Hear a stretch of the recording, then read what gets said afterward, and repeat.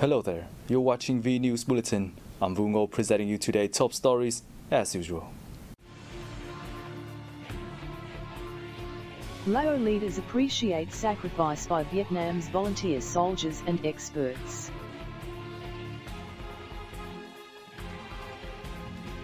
Vietnam among Asia's fastest growing economies next year. Festival promotes Khmer cultural identity. A delegation of former Vietnamese volunteer soldiers and military experts is paying a visit to Laos. Lao Party General Secretary and President Thongloun Sisoulith and Chairman of the National Assembly Saisomphoon Phomvihane had separate meetings with the Vietnamese delegation. Other meetings in Vientiane, Major General Huỳnh Đắc Hương, head of the liaison board of Vietnam's former volunteer experts and soldiers in Laos, stressed that the special relations between Vietnam and Laos is a priceless success of the two peoples and also unique relations in the world history. Welcoming the Vietnamese delegation, the two Lao leaders said the visit is highly meaningful amid numerous activities marking the friendship year between the two countries. They appreciated Vietnam's valuable assistance, including the great sacrifice by Vietnamese volunteer soldiers and experts, which not only helped their revolution obtain complete independence in 1975, but also contributed to the two countries' great friendship, special solidarity, and comprehensive cooperation. Prime Minister Phạm Minh Chính will pay an official visit to Cambodia on November 8th and 9th and attend the 40th and 41st ASEAN summits and related meetings. This is the first official visit to Cambodia by a high-ranking Vietnamese leader during the 2022 Vietnam-Cambodia Friendship Year. On this occasion, Deputy Minister of Foreign Affairs Nguyễn Minh Vũ gave an interview to Vietnam News Agency Television. Deputy Minister of Foreign Affairs Nguyễn Minh Vũ said the visit is an opportunity for the prime ministers of the two countries to review the overall relationship and identify new drivers and measures to make it further substantive, effective and reliable. Within the framework of the visit, he added, a host of important agreements in various fields are to be signed. The visit is an opportunity for the two leaders to exchange views on regional and international issues and support each other in multilateral forums. Vietnam has shown strong support for Cambodia assuming the role of ASEAN chair. This suggests that the strategic cooperation between Vietnam and Cambodia not only contributes to the interests of the two countries but also to regional and global issues. Deputy Foreign Minister Vu also spoke of the importance of the upcoming 40th and 41st ASEAN summits and related meetings.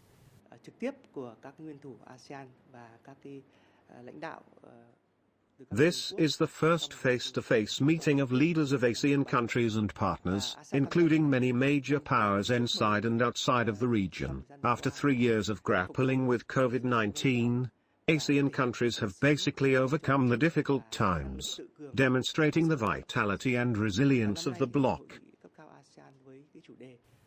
Deputy Foreign Minister Vu maintained that with a range of important activities on the agenda, the 40th and 41st ASEAN summits and related meetings will affirm ASEAN's contribution to peace, stability and prosperity in the region and the world. On the sidelines of the ongoing 27th United Nations Climate Change Conference, or COP27 in Egypt, Minister of Natural Resources and Environment Trần Trọng Hà had a working session on November 6th with President for COP26 Alok Sharma, who represents the United Kingdom, the European Union and the Group of Seven on the support for Vietnam in energy transition. Speaking at the meeting, Ha said that energy transition is the key factor for Vietnam to realize the goal of bringing the net gas emissions to zero by 2050 that it committed at COP26 last year. However, in this work, Vietnam is still facing many difficulties as it's home to a lot of coal-fired power plants built a long time ago. Alok Sharma welcomed Vietnam's strong commitment to energy transition of reducing greenhouse gas emissions, agreeing to continue the negotiations to come to an agreement harmoniously ensuring both sides' interests. The two sides also exchanged views on how to enhance mutual understanding and agreed that the two parties need to have political commitments on energy transition.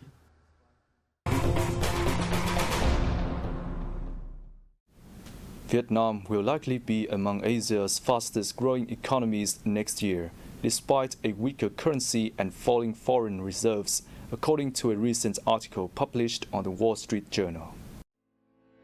According to the article, after the tough years of 2020 and 2021, Vietnam spent much of 2022 in the sweet spot, still low inflation and rapid growth.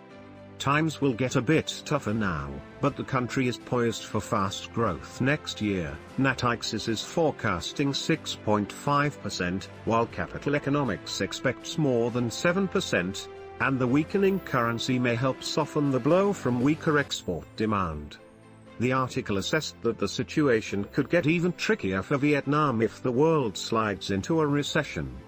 However, thanks to investments in infrastructure, aggressive trade liberalization and relatively cheap wages, its manufacturing engine remains intact. The author noted that the country has also been partly insulated from the global surge in food prices. Vietnam is on track to see a trade surplus of $10 billion this year, despite enduring global market uncertainties and fluctuations, according to a report by the Ministry of Trade and Industry. As of October 20th, the country's total foreign trade turnover stood at an estimated $620 billion. Exports are estimated at $314 billion, and imports $306 billion. Resulting in a trade surplus of roughly $8 billion. The import-export value is likely to climb to $800 billion by the end of this year, with the trade surplus set to rise to $10 billion. Despite facing the negative impact caused by COVID-19 pandemic, Vietnam's total foreign trade turnover last year hit $668 billion, making the country one of the 20 largest economies in the world in terms of international trade. Furthermore, the effective application of e-commerce services has enabled Vietnamese commodities to reach more overseas markets. Currently, the country's e-commerce sales have fetched approximately $14 billion, with the figure projected to rise up to $18 billion for the whole year. Over 6 million tons of rice worth some $2.9 billion was exported in the first 10 months of 2022. Up around 17% in volume and 7% in value year-on-year, according to the Ministry of Agriculture and Rural Development. Export prices averaged $484 per ton during the period, down 8% from the same period last year. The Philippines was the biggest importer between January and September, accounting for nearly 44% of the total exports. Export revenue to Ivory Coast posted the fastest growth, over 71% in 9 months. Meanwhile, shipments to Ghana witnessed a sharpest fall, nearly 33%, the Ministry of Agriculture and Rural Development said. In October alone, about 700,000 tons of rice were shipped abroad, bringing home $334 million. Export prices stood at $425 to $430 per ton, the highest since last November. Traders forecast prices may be slightly higher in the short term. And rice exports will increase this year. Hanoi attracted $1.28 billion in foreign direct investment in the first 10 months of this year, a rise of 27% year-on-year, reported the City Department of Planning and Investment. In the January to October period, the capital city saw 283 new projects with a combined capital of $181 million. According to Hanoi Department of Planning and Investment, in October alone, Hanoi drew 21 new FDI projects worth $2.7 million. In the month, the capital city saw more than 2,500 newly established enterprises, up 37% year-on-year. The department said that in order to continue to attract more FDI, Hanoi will increase investment promotion activities to attract investors from major markets of the US, Japan, the Republic of Korea, Singapore, China, and European countries. In the 2021 to 2025 period, the city plans to establish 2 to 5 new industrial parks, aiming to meet the demand of investment attraction and industrial production development.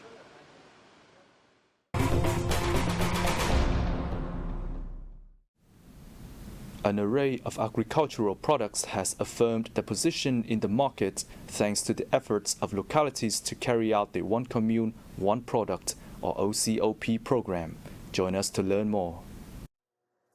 Holding a Bachelor of Science in Electronic Engineering, Nguyễn Sử Dũng found a stable job in the Central Coastal city of Da Nang, but then decided to ditch the city life and move to the country to grow abalone mushrooms. Like many other startups, he faced a range of difficulties in the early days. After receiving major support from local authorities conducting the OCOP program, Dũng began to grow his mushrooms under VietGap standards and learned how to develop a brand.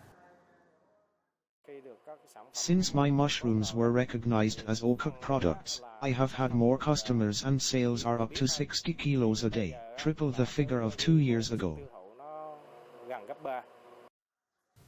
Businesses, cooperatives, and household businesses joining the OCOP program received a lot of guidance from local authorities in advanced technology application, production, and brand building, among other matters. A wide range of rural products have gained a foothold in the market, helping improve the incomes of local residents. My 3-star OCOP products have attracted many customers from Hanoi, Hưng Yên, and Ho Chi Minh City. Localities are paying due regard to developing the OCOP program as part of efforts to improve the value of agricultural goods and improve farmer incomes. They have been accompanying participants in terms of mechanisms, policies, and measures to promote their products.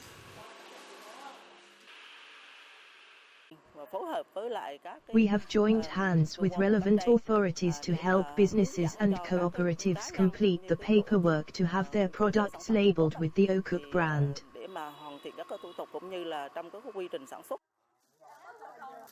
The OCOP program has proved its efficiency in recent times, making a contribution to boosting economic restructuring while stabilizing rural livelihoods. A culture, sports and tourism festival of the Khmer ethnic minority people opened on the evening of November 6th in the Mekong Delta province of Sóc Trăng. The aim of the festival is to preserve and promote the cultural identity of the Khmer people. It attracted some 2,000 Khmer artisans, artists, and religious dignitaries from 12 southern provinces.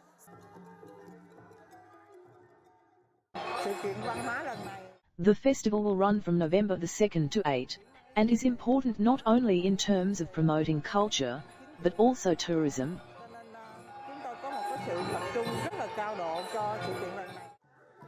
The festival includes many cultural, sports and tourism, sharing the identity of the Khmer people in Vietnam's south. Among them are introductions and displays of traditional culture such as cuisine and outfits.